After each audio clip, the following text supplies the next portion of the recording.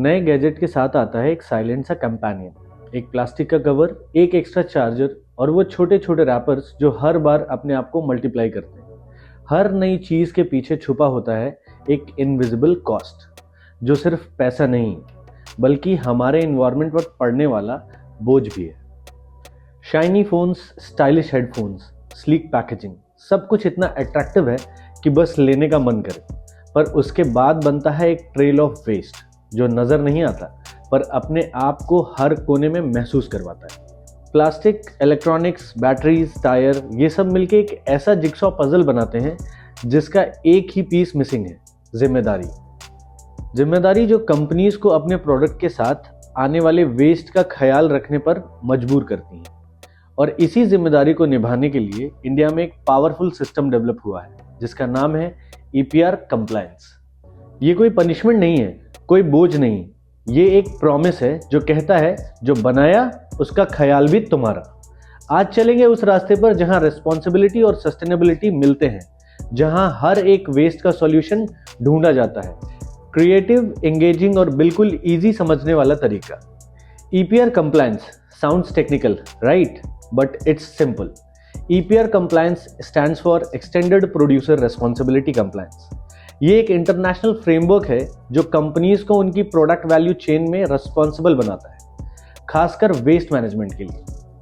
Simply put, EPR compliance मतलब ये है कि आपने जो प्रोडक्ट बनाया या इंपोर्ट किया, उसका खत्म होने के बाद जो वेस्ट बनता है उसको मैनेज करना आपका फर्ज है।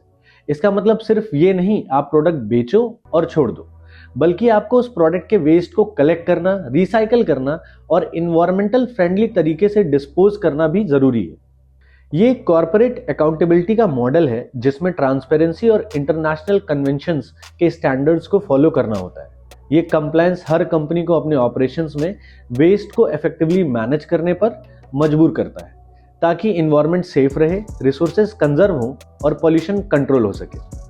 तो EPR कंप्लायंस एक डायनेमिक और कंटिन्यूअसली इवॉल्विंग प्रोसेस है जिसमें कंपनीज और गवर्नमेंट मिलके एक सस्टेनेबल वेस्ट मैनेजमेंट सिस्टम बनाते हैं। Why does EPR matter?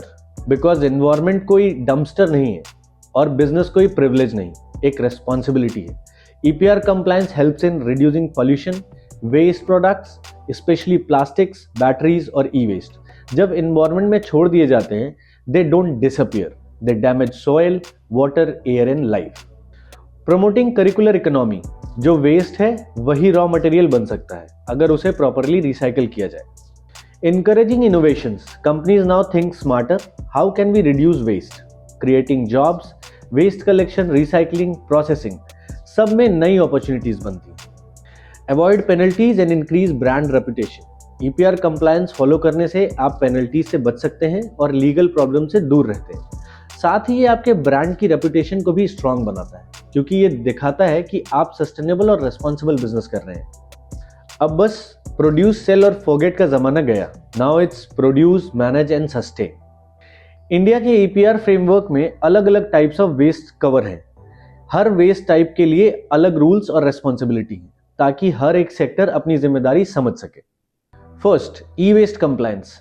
Gadgets का graveyard, phones, laptops, tablets, TVs, freezes, जब ये सब खराब होते हैं वो सिर्फ जंक नहीं बन जाते, दे बिकम हजार्डस ई-वेस्ट। और India is one of the largest producer of e-waste. EPR for e-waste कहता है एवरी प्रोड्यूसर, इंपोर्टर या ब्रांड ओनर को अपने सोल्ड इलेक्ट्रॉनिक्स का कलेक्शन, रिसाइकलिंग और सेफ डिस्पोजल प्लान बनाना होगा। Proper channels through authorised recycler will be used. Yearly targets meet करने होंगे। So next time you launch a shiny gadget, you better have a clean exit plan to. Second, plastic waste. Plastic का पूरा account देना होगा, from milk packets to cosmetic bottles. Plastic is everywhere and let's be honest, most of its doesn't get recycled. Plastic waste management rules under EPR बोलता है producers और importer को बताना होगा कितना प्लास्टिक इंट्रोड्यूस किया मार्केट में, उसका रिकवरी प्लान होना चाहिए। सिंगल यूज प्लास्टिक पे स्ट्रिक्ट बैन है और पेनल्टीज भी हैं फॉर नॉन कंप्लायंस। रिसाइकलेबल हो या नॉन रिसाइकलेबल, अकाउंटेबिलिटी तो पूरी होनी चाहिए। Third, battery waste. चार्ज करके छोड़ नहीं सकते। बैटरीज छोटी होती हैं लेकिन उनका इम्पैक्ट बड़ा होता है। Lead, lithium, acid, it's toxic. Under battery waste management rules, EPR compliance का मतलब है यूज्ड बैटरीज का कलेक्शन सिस्टम होना चाहिए, इन्वायरमेंटली साउंड रिसाइकलिंग या रिफर्बिशमेंट होना चाहिए और डेटा रिपोर्ट करना होगा गवर्नमेंट को। फोर्थ, टायर वेस्ट, रबर का road map. Old tyres road पे नहीं रिसाइकलिंग प्लांट में होने चाहिए। EPR फॉर टायर वेस्ट कहता है new tyre manufacturers and importers को इंश्योर करना होगा कि ओल्ड टायर्स का प्रॉपर कलेक्शन और डिस्पोजेबल हो। इलीगल बर्निंग या डंपिंग पे स्ट्रिक्ट एक्शन है। रिसाइकलिंग टारगेट्स भी दिए जाते हैं, यानी बर्न नहीं रिटर्न का जमाना है। Fifth, hazardous waste, risky business का responsible end. Paints, chemicals, lubricants, lab waste, ये सब आते हैं हजार्डस कैटेगरी में और हजार्डस वेस्ट का मतलब होता है serious environment threat. EPR compliance for hazardous waste ensures safe storage, transportation and disposal. Only authorized handlers involved. No dumping in landfills or water bodies. Her litre her kilo का proper record और responsibility required है।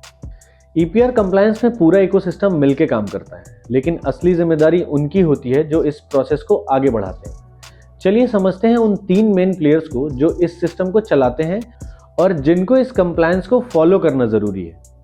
First, producers. बनाया तो संभालना भी पड़ेगा। जो भी एंटिटी किसी प्रोडक्ट को मैन्युफैक्चर कर रही है, इलेक्ट्रॉनिक्स, प्लास्टिक, बैटरीज, टायर्स, वो प्रोड्यूसर है। प्रोड्यूसर्स की जिम्मेदारी है प्रोडक्ट के एंड ऑफ लाइफ तक उसका ट्रैक रखना, EPR टारगेट्स फुलफिल करना, collection and recycling infrastructure develop करना। Second, importers. इंपोर्ट किया, रिपोर्ट भी करो। इंपोर्टेड गुड्स भी वेस्ट बनेंगे इवेंचुअली।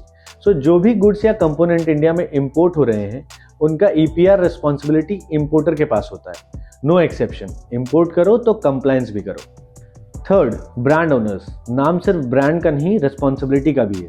आपकी कंपनी खुद प्रोड्यूस नहीं करती, लेकिन आपका नाम प्रोडक्ट पे है, फिर भी you are responsible. Brand owners को भी EPR टारगेट्स मीट करने होते हैं क्योंकि प्रोडक्ट उनके नाम से मार्केट में है। पर अगर आप MSME रजिस्टर्ड हैं तो गवर्नमेंट आपको एग्जेम्पशन भी देती है।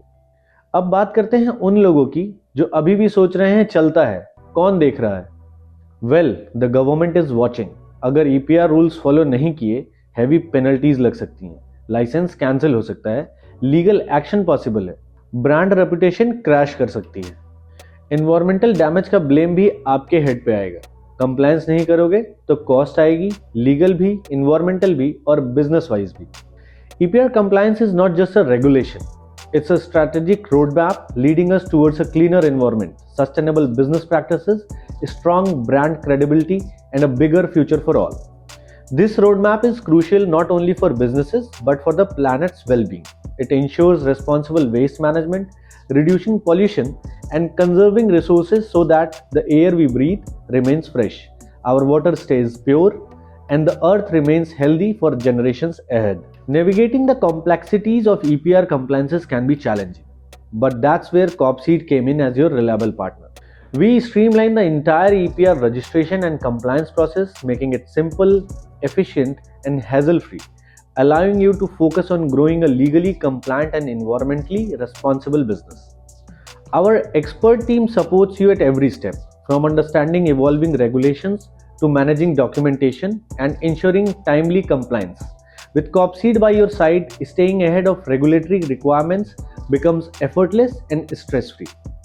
Connect with us today to start your journey towards effective EPR compliance. Together, let's build a sustainable future while unlocking new opportunities for your business growth. Thank you.